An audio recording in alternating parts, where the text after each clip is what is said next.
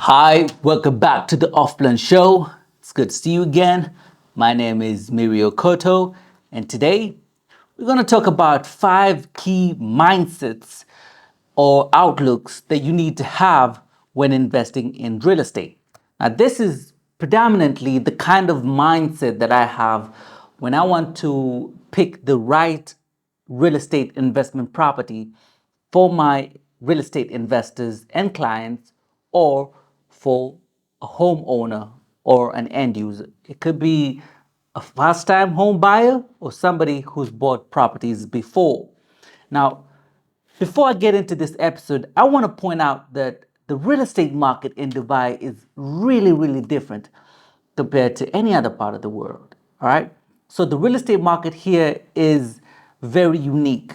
There are things that happen here in Dubai that don't happen any other place in the world. All right. I give you an example. It's how fast a project can be sold out. Some projects get sold out within a couple of hours, and that's very, very unique. Another example is how fast properties appreciate in value here in Dubai. So that also shows how unique of a real estate market Dubai is. So this is just a quick example and an indicator to show you how different the real estate market here in Dubai is compared to other parts of the world. Now that means that you need to have a certain mindset. You gotta have a special outlook when you want to invest in real estate in Dubai, because you might think that the same strategies or mentality that you had in Europe or Asia or Africa or any other part of the world may apply here, but that is totally not the case. When you come to Dubai, you have to play by the rules of Dubai. You have to change your entire game so that you can be successful. So let's get to it. Here are 5 key mindsets that I usually have an outlook when I want to invest in real estate, especially here in Dubai. Number one, location is not always king. Yes, I said it. And I'm sure you're surprised by that. What do you mean location is not king? Every time people say it's all about location, location, location. Yes, I understand. It's all about location, but not always, okay?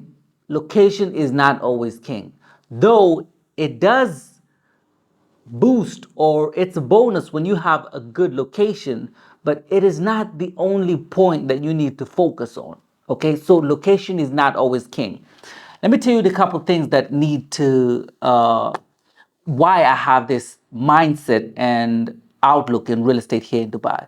First of all, location is not always king because you have to pay attention to the neighborhood as well. Okay, you might be in a very, very good location, but the neighborhood, the surrounding projects around you are just not that good. Okay, so you get compared immediately with the project that's next to you. A good example is, for example, um, Marina, right?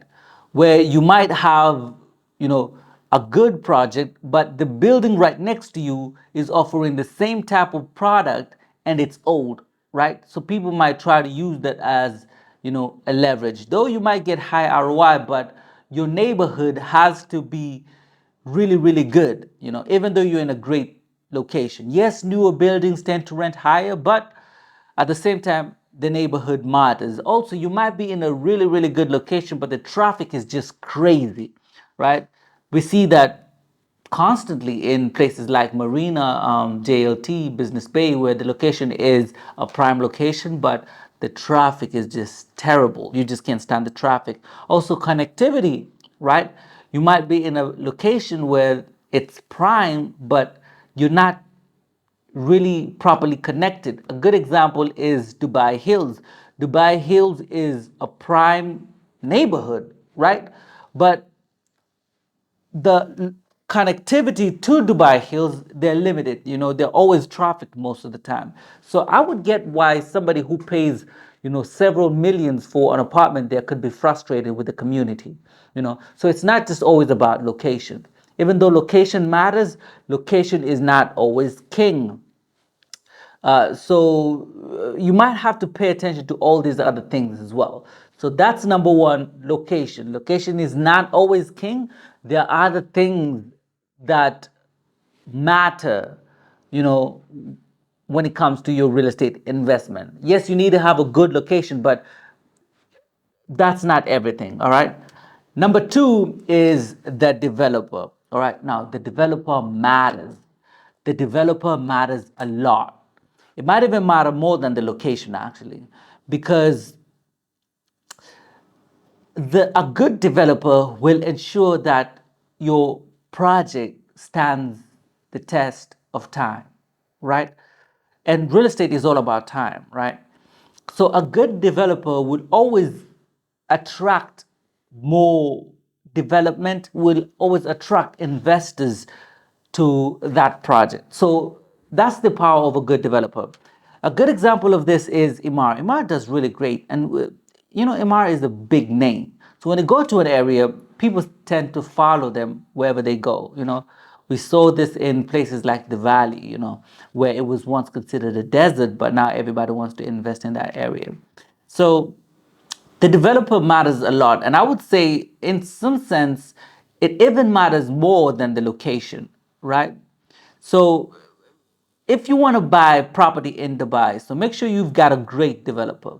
Make sure you have a developer that's really, really good, a developer that's really reputable, and somebody who can really give you a great product. And it's not just the developer, the brand name also matters, all right? The name of the community itself also matters, all right? There's some communities that just don't appreciate because they don't sound good, believe it or not. So the name of the community matters as well, because I remember there was a developer. Actually, it's Ellington. It's a big developer that changed the name of their project just because the people didn't like the name. All right, so they altered a little bit, they played around with the name to make it sound differently. So that's a good example of why the developer matters. And it's not just the developer, the brand name matters, the brand of the project, what brands are associated with your real estate project. So that's very, very important. It's not just about the developer, right? The community matters a lot, the name of the community, what the community is associated with. For example, just listen to Jumeirah Golf Estate. You already know that there are rich people who play golf in that area. Just listen to Emirates Hills. You already know that there's a rich people living in that area. Just listen to Blue Waters. Just listen to these names. It means that there are successful people in that area. You know, and it really, really matters a lot. A lot of people overlook that fact, but when I want to invest in real estate, I take a look at who is the developer, I take a look at the brand name, I take a look at the name of the community, I take a look at the quality, all these small things I have to, kind of like go through and pay attention to. All right, because they in a sense translate to how people associate, you know with the real estate project and community, and your overall ROI and capital appreciation. Nobody wants to live in a community that sounds terrible. Everybody wants to live in a nice sounding community, if that makes sense. Everybody wants to live in like Dubai Hills. Everybody wants to live in an area called like Palm Jumeirah, right? So the developer matters, but also the brand name. Brand and developer matter a lot, especially in Dubai, where everything is just flashy. So keep that in mind. And it also goes further to the name of the project, the literal name of the project, okay? And the name of the community, and um, what have you. And number three has to be the density. Now, when I invest in Dubai real estate, I usually pay attention to the density of the community, okay? I don't want to invest in a place where it's too crowded. I want it to be relaxed. I want it to be refined, you know. I want movement in and out of the community to be very, very seamless. I don't want to experience any traffic inside the community, though it's becoming increasingly hard nowadays to find communities which are not trafficked, but it is still possible to find areas which are not too heavily trafficked once you get in from the main, you know, highways and carriage. Now, the density of the project matters because you don't want to have a lot of competition when you want to sell or rent your project. You know, I remember there was this guy who invested in a building that had a ton of units. You know, there was a lot of one bedrooms and a lot of two bedrooms, and it was really difficult to rent out his apartment because they all look the same. There's nothing special about your apartment. Nothing separates your apartment from the guy next door, you know. So I usually take a look at density and can this can this project handle the density? All right. And to add on that, I usually take a look at building configuration. So when I want to invest in real estate, especially if it's a new real estate investor, I always recommend for them to invest in low-rise buildings. Stay away from high-rise building. Try to do low-rise building. Minimize your risks. All right. You don't want to have a ton of competition with so many other people who are eager to exit the market. Maybe you're a long-term investor. So the density matters. I want to take a look at the community. Is it a good community, right? Is it a really, really nice community that is very refined and relaxed? Is it a gated community, right? I want to see if it is a good gated, because gated communities always appreciate more. And by the way, if you want to invest in um, apartments, if you're first time homeowner, I would suggest go to a low density area in a gated community and invest in a low rise building. Best combination. You can never lose money in this strategy because there's always going to be somebody who wants to pick this property up from you. All right. But let's say you can't find a place with low density, gated community, low rise building. What do you want to do? All right. You want to match your neighborhood and you want to match the community, right? So if you're in a low rise community, you know, invest in similar low rise communities, similar low rise projects, okay? But of course, it has to have an edge. It has to be newer, it has to be nicer, higher quality, better amenities, and all that. Because if you're in a place that matches that aesthetic, then your project can appreciate, you know, just as good as all these other low rise buildings. All right. If you're in an area where there's high rise buildings, invest in another high rise building. Why is this important? You might think I'm crazy for saying this, but imagine you're in Business Bay where you're surrounded by skyscrapers and you want to invest in a low rise building. First of all, you're in Business Bay because of the views, right? Right? And of course, it's Business Bay, you know, a lot of investors are living there. But a low rise building just won't cut it. Everything around you is high rise. Or maybe being in an area where it's low rise and you invest in a high rise, right? That community is thriving because it appeals to end users, families, and these kind of people, right? So having a high-rise building in a low-rise community, you know, just doesn't really cut it, right? So you have to match that aesthetic. Figure out why a community is thriving, you know, and lean into that. Okay, so a, a place like, let's say, let's say like a place like Blue Waters, right? Blue Waters has relatively low-rise buildings, and that's why it's thriving. They're not particularly high-rise buildings, you know, because that's the selling point of Blue Waters. It's very exclusive, right? And right opposite to Blue Waters is, you know, the whole beach area, Those are high-rise buildings. You don't find low-rise buildings. So the point that I'm trying to drive home is that you have to match the aesthetics. Don't be the odd one out. Although I get it, sometimes you could be successful going against the grain, but I always see it very safe to invest in a community that matches the overall aesthetics. So invest in a project that matches the overall aesthetics of the community. Okay? This way you can never lose money, right? Now, number 4 has to be the facade. Now, this is my favorite. I might even say that the facade is just as important as the developer, right? I can look at a building, right?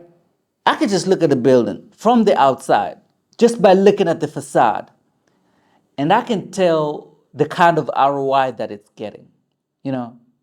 And I got this from experience, right?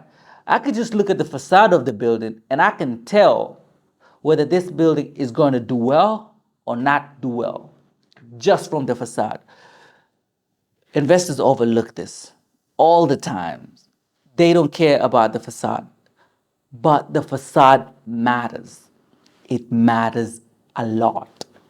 I would even say that the facade is more important than the developer. I might even say that. Because if you have a good looking building, a very unique designed building, it can appreciate even faster than a branded project, by it being great. And that will bring something that I call organic appreciation. The building just appreciates on its own. You don't even have to do anything. The building appreciates just because it's unique. Take a look at the five, for example. The five in JVC. That's a very unique design type building, and it's appreciated far much better than most buildings in JVC just from the facade alone, right? The facade is what makes Burj Khalifa unique, right? That's why no other skyscraper or tall tower in the world can match what's going on in Burj Khalifa, right? So facade and building design is really important, right? Of course, you gotta have quality and all these other things, but I mean, if you have poor quality and great facade, you can still make money out of the project, out of the real estate building, right? But if you have poor facade and great quality, sometimes you might not have the best experience when you want to sell your property. However, it's more often than not that a good facade will always come with good quality. Now, I don't want to be misunderstood here. Quality is important, but so is the facade. A lot of people overlook this point, but I'm always keen on the facade because it's a really important thing, because when you bring somebody for a viewing and they look at the building and they're like, oh man, I don't want to live in this place. Look at it, I can't invite my friends over. But if you're in a building that looks really nice and the facade is incredible, everybody wants to stay there. So enough of that. Let's go to the fifth point. Now, the last key mindset, which is the last outlook that I usually have when I want to invest in Dubai real estate. Now, that has to be the project audience. Now, what do I mean by the project audience? When you develop a project, when you develop a real estate project, you know, you have to have a target audience to whom you want to appeal to, right? The developers that I see struggling to sell their projects are developers that haven't yet carved out their niche, right? So when you have a great project audience, you don't even have to try too much to get tenants and buyers. They just gravitate towards that project, you know. Look at Jumeirah Gulf Estate, you know, just by the name alone, you already know we're targeting high net worth individuals.